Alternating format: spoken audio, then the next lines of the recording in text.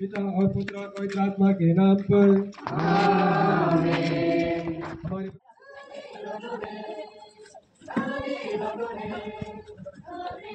हमारे गाइस आप सभी देख सकते हैं ये हमारा कोचिंग मेरी एमए क्रिटिकल चर्च का ये बिलीवर्स है।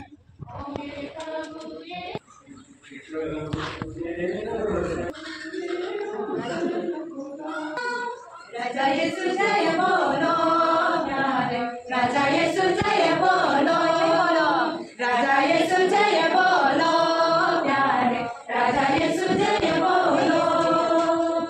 हे यीशु तेरी महिमा, हे यीशु तेरी महिमा, राजा यीशु जय बोलो। वे यीशु के साथ दो कुकर्मियों को भी प्राणदंड के लिए ले जा रहे थे। वे खोपड़ी की जगह नामक स्थान पहुंचे। वहां उन्होंने यीशु को और उन दो कुकर्मियों को भी क्रूस पर चढ़ाया, एक को उनके दाएं। यदि तू यहूदियों का राजा है तो अपने को बचा। ये मैं तुमसे कहता हूँ, जब तक यह ईश्वर के राज्य में पूर्ण ना हो जाए। ईशानगर जाना तो उनको मालूम था कई दूर दूर बस्ती में जैसे सक्षम होती है। राजा यीशु जय बोलो प्यारे, राजा यीशु जय बोलो, राजा यीशु जय बोलो प्यारे। हे आत्मा तेरी महिमा, राजा यीशु जय बोलो प्यारे, राजा यीशु जय बोलो, राजा यीशु जय बोलो प्यारे, राजा यीशु जय बोलो। हे त्रिकाली महिमा, हे त्रिकाली प्यारे, राजा यीशु जय बोलो।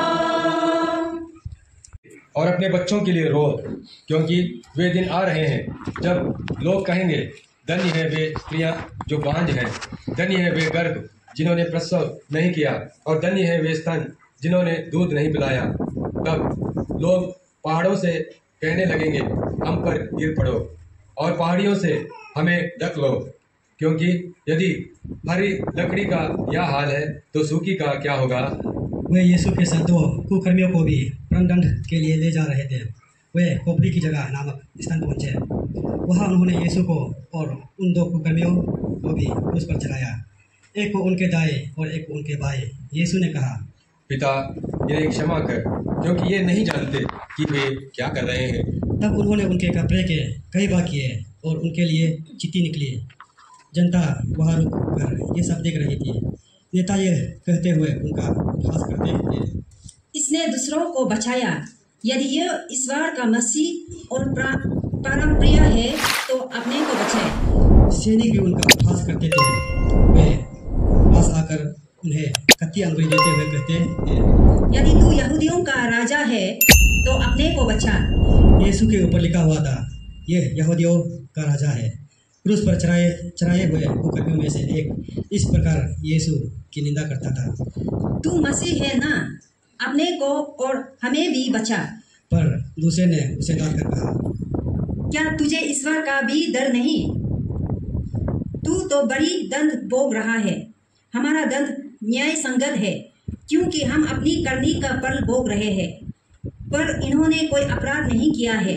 तब उसने कहा, यीशु, जब आप अपने राज्य में आएंगे ताक करूं, क्योंकि मैं तुमसे कहता हूं, जब तक यह ईश्वर के राज्य में पूर्ण ना हो जाए, मैं इसे फिर नहीं खाऊंगा। इसके बाद यीशु ने प्याला लिया, धन्यवाद की प्रार्थना करी और कहा, इसे ले लो और आपस में बांट लो, क्योंकि मैं तुमसे कहता हूं, जब तक ईश्वर का राज्य निकट आए, मैं दाख रस का को फिर नहीं पीऊंगा। उन्होंने रोटी ली और धन्यवाद की प्रार्थना पढ़ने के बाद उसे तोड़ा और ये कहते हुए शिष्यों को दिया, यह मेरा शरीर है जो तुम्हारे लिए दिया जा रहा है, यह मेरी स्मृति में किया करो। इसी तरह उन्होंने भोजन के बाद ये कहते हुए प्याला दिया, यह प्याला मेरे रक्त का नूतन विधान है, यह तुम्हारे लिए बहाया जा रहा है। देखो, मेरे विश्वासघाती का हाथ मेरे साथ मेज पर है। मानव पुत्र तो जैसा लिखा है चला जाता है, किंतु धिक्कार उस मनुष्य को जो उसे पकड़वाता है। वे एक दूसरे से पूछने लगे कि हम लोगों में से कौन ये काम करने वाला है। उनमें यह विवाद छिड़ गया कि हम में से कौन सबसे बड़ा समझा जाए। यीशु ने उनसे कहा, संसार में राजा अपनी प्रजा पर निरंकुश शासन करते हैं और सत्ताधारी संरक्षक कहलाना चाहते हैं, परंतु तुम लोगों में ऐसा नहीं है। जो तुम में बड़ा है वह सबसे छोटा जैसा बने, और जो अधिकारी है वह सेवक जैसा बने। आखिर बड़ा कौन है, वह जो मेज पर बैठता है अथवा वह जो परोसता है? वही ना जो मेज पर बैठा है। परंतु मैं तुम लोगों में सेवक जैसा हूँ। तुम लोग संकट के समय मेरा साथ देते रहे। मेरे पिता ने मुझे राज्य प्रदान किया है, इसलिए मैं तुम्हें यह वरदान देता हूँ कि तुम मेरे राज्य में मेरी मेज पर खाओगे पियोगे और सिंहासनों पर बैठकर इज़राइल का 12 वंश का न्याय करोगे।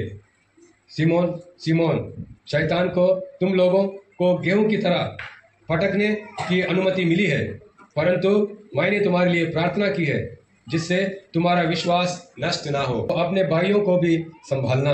पेट्रुस ने कहा, प्रभु, मैं आपके साथ बंदीगृह जाने और मरने को भी तैयार हूँ। किंतु यीशु ने कहा, पेट्रुस, मैं तुमसे कहता हूँ कि आज मुर्गे के बांध देने से पहले ही तुम 3 बार यह स्वीकार करोगे कि तुम मुझे जानते हो। यीशु ने उनसे कहा, जब मैंने तुम्हें थैली, झोली और जूतों के बिना भेजा था तो क्या तुम्हें किसी बात की कमी हुई थी? उन्होंने उत्तर दिया, किसी की भी नहीं। इस पर यीशु ने कहा, परंतु अब जिसके पास थैली है वह उसे ले ले, अपने झोली भी, और जिसके पास नहीं है वह अपने कपड़ा बेचकर तलवार खरीद ले, क्योंकि मैं तुमसे कहता हूँ कि धर्म ग्रंथ का यह कथन मुझ में अवश्य पूरा होगा। उसकी गिनती कुकर्मियों में हुई और जो कुछ मेरे विषय में लिखा है वह पूरा होने को है। शिष्यों ने कहा, प्रभु देखिए यहाँ। यीशु बाहर निकलकर अपने आदत के अनुसार जैतून पहाड़ चल दिए।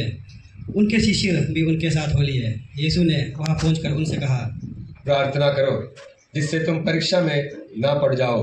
तब वो पत्थर फेंकने की दूरी तक उनसे अलग हो गए और घुटने टेक कर यह प्रार्थना करने लगे, हे पिता, यदि तू ऐसा चाहे तो यह प्याला मुझसे हटा ले, फिर भी मेरी नहीं बल्कि तेरी ही इच्छा पूरी हो। तब उन्हें स्वर्ग का एक दूत दिखाई पड़ा जिसने उनका धरास बंधाया और प्राण पीड़ा में पड़ने के कारण और भी एकाग्रह होकर प्रार्थना करते रहे और उनका पसीना रक्त की बूंदों की तरह धरती पर टपकता रहा।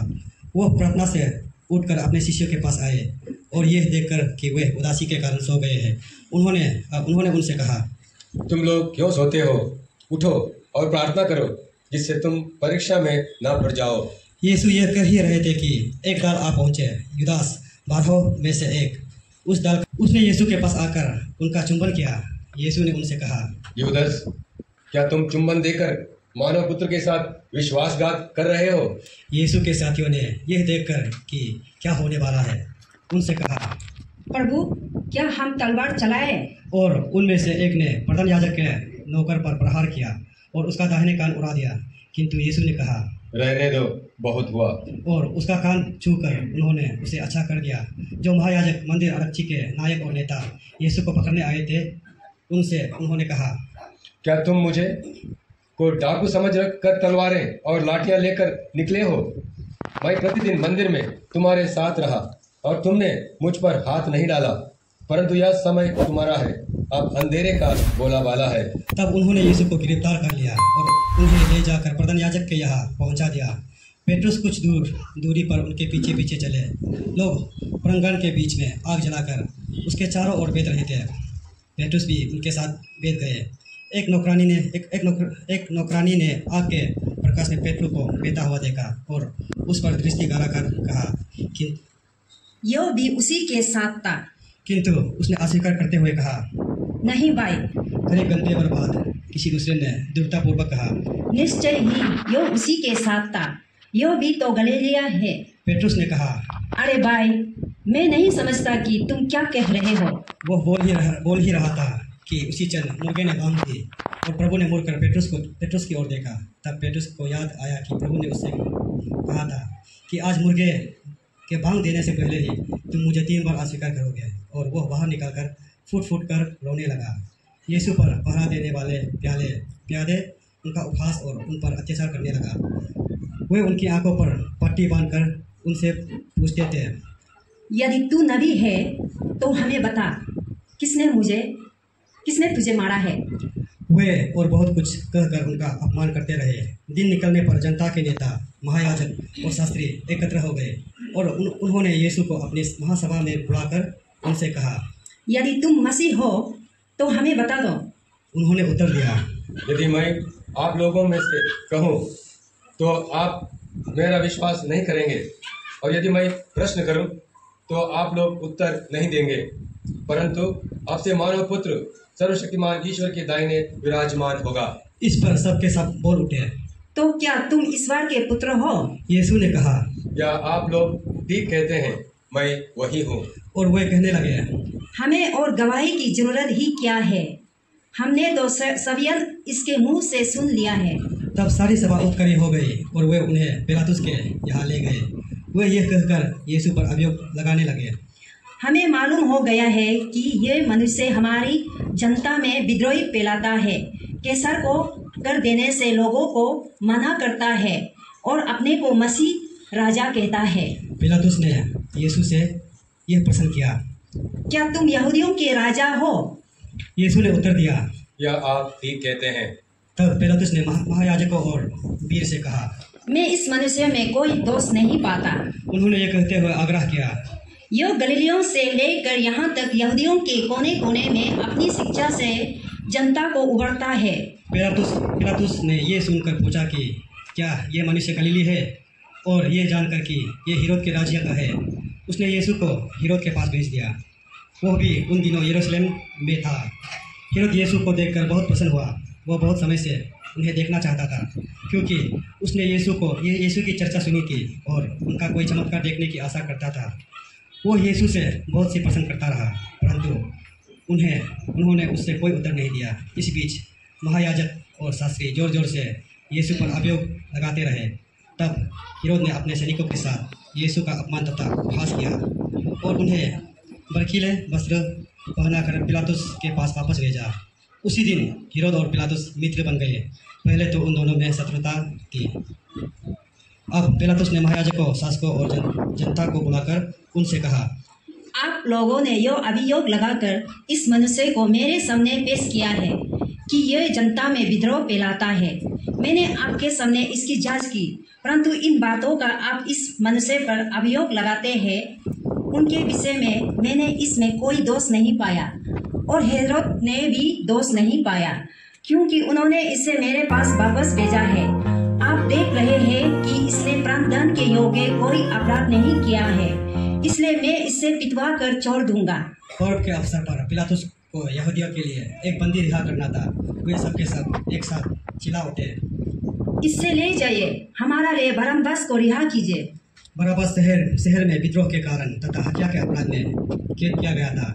पिलातुस ने यीशु को मुक्त करने की इच्छा से लोगों को फिर समझाया, किंतु वे चिल्लाते रहे, इसे क्रूस दीजिए, इसे क्रूस दीजिए। पिलातुस ने तीसरी बार उनसे कहा, क्यों इस मनुष्य ने कौन सा अपराध किया है? मैं इसमें प्राणदंड के योग्य कोई भी दोष नहीं पाता, इसलिए मैं इससे पिटवा कर छोड़ दूंगा। परंतु वे चिल्ला कर आग्रह करते रहे कि उसे क्रूस दिया जाए और उनका कोलाहल बढ़ता जा रहा था। तब पिलातुस ने उनकी मांग पूरी करने का निश्चय किया। जो मनुष्य विद्रोह और हत्या के कारण कैद किया गया था और जिसे वह चुराना चाहते थे, उसी को उसने रिहा कर दिया और यीशु को लोगों की इच्छा के अनुसार सैनिकों के हवाले कर दिया।